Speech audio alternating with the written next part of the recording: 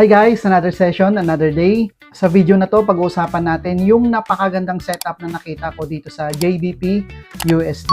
And then ipapaliwanag ko sa inyo kung paano ko nga ba nakuha itong entry setup na to. I-discuss ko sa inyo step by step from higher time frame down to lower time frame kung saan tayo nagtitake ng entry. At saka may bonus pa. I-share ko na rin sa inyo yung pinaka-importanting tool na ginagamit ko dito sa Forex trading. Kung saan pwede mo rin gamitin para at least tumaas yung accuracy ng strategy na ginagamit mo. Kaya kung ready ka na, let's go!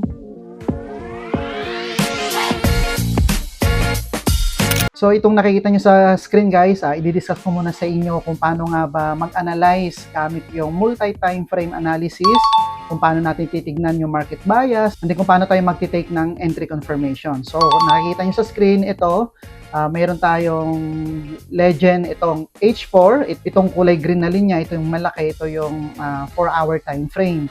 And then itong blue, ito naman yung 15-minute time frame. And then itong cutting lines na to, itong kulay red, ito naman yung 1-minute time frame. So, i-share ko lang sa inyo kung paano ako nagtitake ng entry setup kapag may nakita akong napakagandang setup dito sa market. Okay? And then, itong nakikita nyo sa screen na may kulay green or light green sa taas and then light red sa baba, ito yung tinatawag nating Fibonacci tool. So guys, mostly ng traders sa buong mundo ginagamit tong tool na to. Kasi itong tool na to, i-research nyo na lang kung ano yung pinakamalalim na ibig sabihin yan. Kumbaga, papasimpleng ko na lang yung explanation. Itong tool na to, ginawa to ni Fibonacci. Every time na umaakyat yung presyo, kumbaga parang bumabalik lagi siya kung saan siya nagsisimula. So, simple lang yun na research nyo na lang, okay? So ngayon, dito sa Fibonacci tool natin, nahati ito sa dalawang part, itong dalawang area. So yung light green, ang tawag po dyan is premium zone at yung sa baba is yung discount zone. Okay, so ngayon, ang nangyayari as a supply and demand trader, pag tumaas yung presyo katulad nito, tumaas yung presyong ganyan, as a supply and demand trader, so antayin natin na bumaba yan dito sa discount zone. Okay, kapag yung market is bullish, so once na tumaas yung market, nagkaroon ng displacement or big move, antayin natin yung bumaba at doon tayo magti-take ng entry dito sa may discount zone. E paano naman kung yung market is bearish? So pag ang market naman is downtrend, ganun din. Pag bumaba yung presyo, so antayin muna natin, nagkaroon ng big move pababa, antayin natin na umakyat siya. Okay? Pag umakyat siya doon sa premium zone, doon tayo mag-antay ng entry confirmation and then doon din tayo magte-take ng entry. Kasi kapag doon tayo nag-take ng entry sa, halimbawa, downtrend, doon sa premium zone, ma-maximize natin yung target profit natin. Ganon din sa discount zone. Okay? So ngayon, if ever naman na umakyat yung presyo at hindi na siya bumalik dito sa may discount zone or sa premium zone, okay lang yun, let go mo lang kasi along the way, makakahanap ka ng entry setup na katulad nito. Okay? So ganito, ang ginagawa ko lang kapag nag-analyze ako ng market, una, tinitingnan ko muna sa daily time frame or sa mga higher time frame, monthly, weekly, and then titignan ko dun yung bias. And then sa lower time frame, katulad ng dito sa 4-hour time frame, maghanap ako ng setup. Pag may nakita akong big move na ganyan, okay, so lalagyan ko yan ng label ng Fibonacci tool. So katulad nito, okay? And then antayin ko yung presyo na bumaba dito sa discount zone.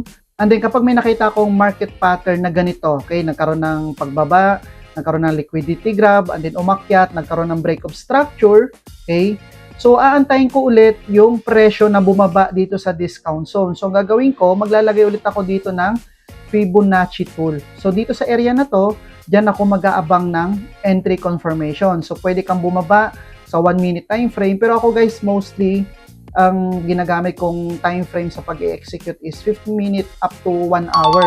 So kung ikaw gusto mo talaga i-maximize yung profits mo, pwede kang maghanap ng entry confirmation dito sa 1-minute time frame. So ang hanapin mo dito sa demand zone, dito sa discount zone, ito guys demand zone, ang tawag doon kung saan nagsimula yung presyo na umakyat. Okay?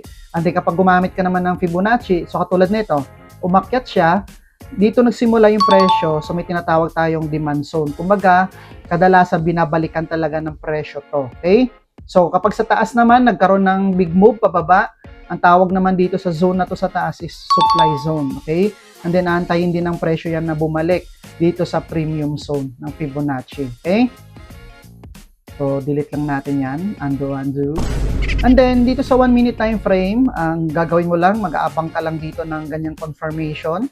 And then, kapag nakakita ka ng ganitong confirmation is, i-take mo yung entry. And then, yung pinaka-take profit mo, itong pinakataas na to na previous swing high.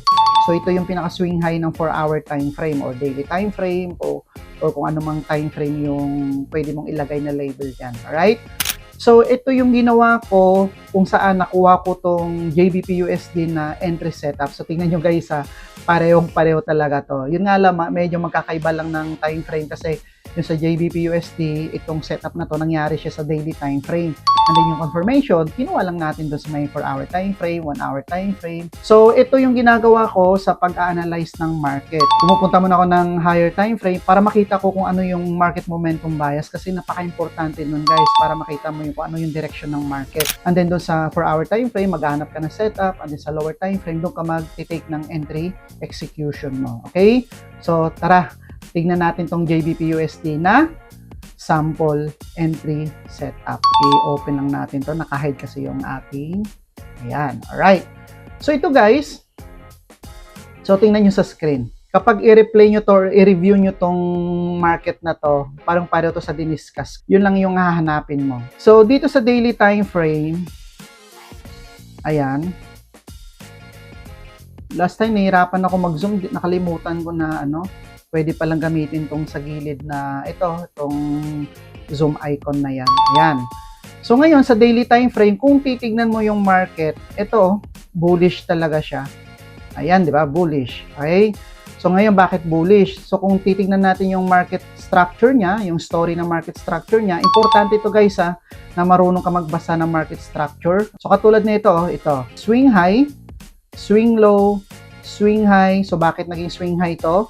Ito, na-break niya yung previous na swing high. So, ito, swing low, swing high. So, na-break niya ulit yung previous na swing high. Tapos, swing low, swing high, swing low. Siyempre, tingnan mo anong susunod. Swing high, okay? So, paano ko na-take tong entry na to? So, dito sa daily time frame, nakita ko tong movement na to. Itong displacement na to. Zoom natin. Yan, alright? So, ito, nung nakita ko tong displacement na to, naglagay ako ng Fibonacci tool. Ito, di ba, in-explain ko kanina sa unang part na kapag nagkaroon ng big move, hahayaan muna natin siyang bumaba dito sa discount zone. And then sa discount zone, doon tayo magti-take ng entry. Okay?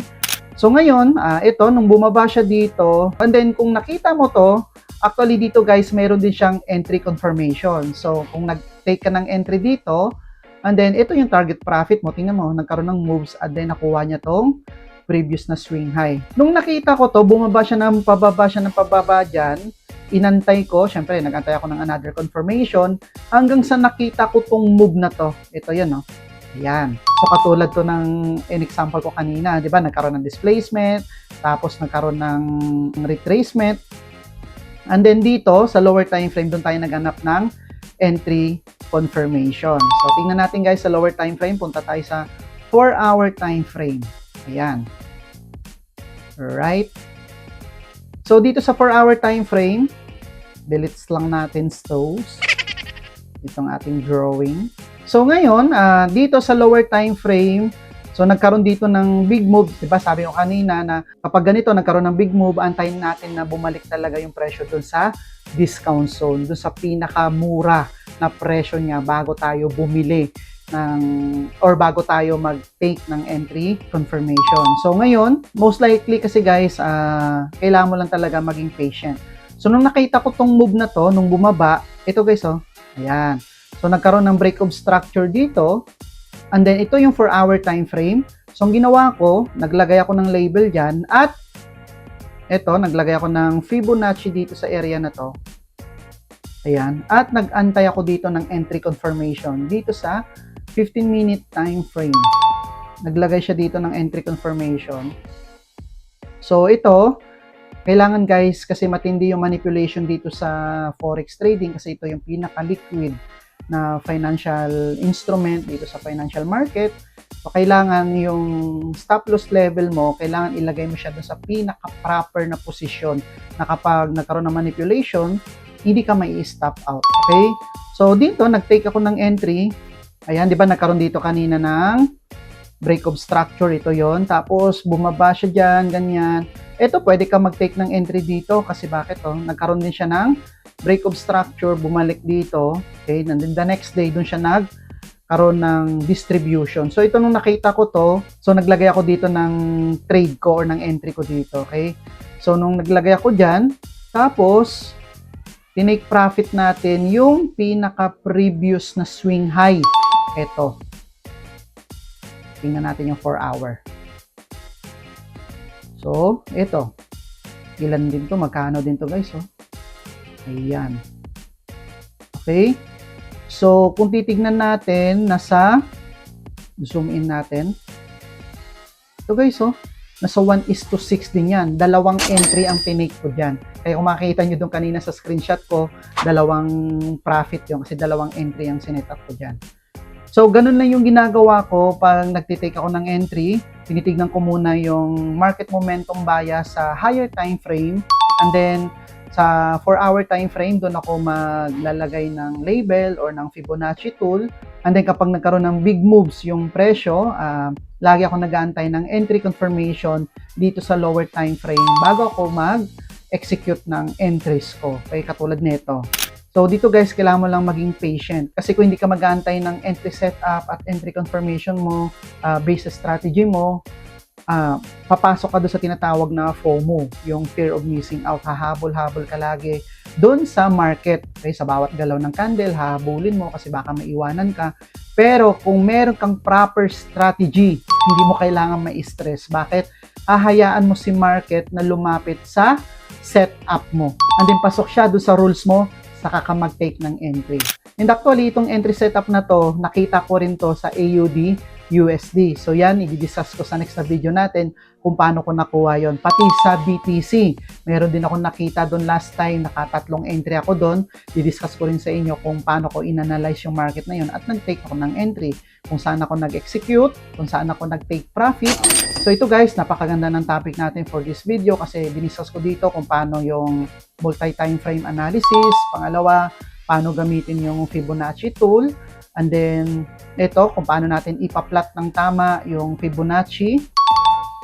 Katulad nito, oh.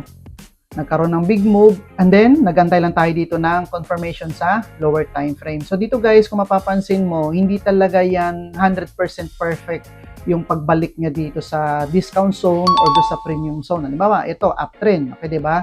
Nagkaroon ng big move, bumalik siya dito. Hindi yan na accurate na dito talaga siya mag-i-stay. Most of the time, nandyan talaga siya naglalaro yung confirmation or minsan, sumusobra siya dito. Okay, pag sumobra siya, antay ka lang ulit ng another confirmation at dun ka mag-take ng entry. Okay?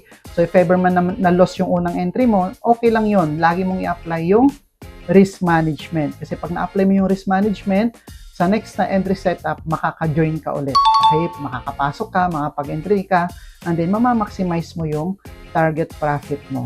Alright? So, yan lang guys yung ginawa kong analysis dito sa JBP USD. And then sa next video natin, isi-share ko pa yung mga ibang analysis natin para at least magkaroon ka ng magandang data or maraming data kung paano mag-analyze ng market. Alright? So, hopefully, nakatulong sa'yo itong video na to sa trading journey mo. And then, kung bago ka pa lang dito sa channel, huwag kalimutan na mag-subscribe. And then, i-click mo na rin yung notification bell para updated ka sa upcoming videos natin katulad nito. And then kung may questions ka or clarifications, mag-iwan ka lang dyan sa comment section at isa-isahin po natin sasagutin yan. So, yan lang po for now at kita-kits po ulit tayo sa next na video. See you!